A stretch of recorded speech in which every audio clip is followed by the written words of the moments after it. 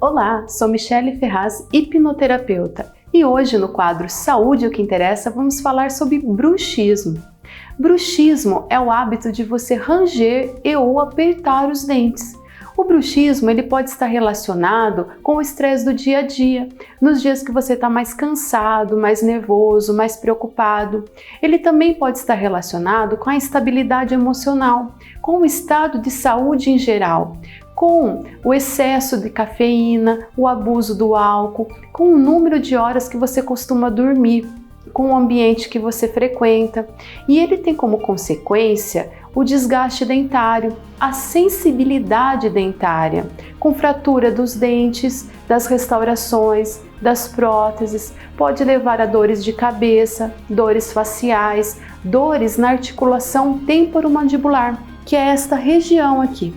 O bruxismo ele é tratado com o uso de placas oclusais, que estabilizam e diminuem a força e o desgaste dentário. Na medicina tradicional chinesa, o bruxismo ele pode estar relacionado com a raiva guardada ou com assuntos mal resolvidos.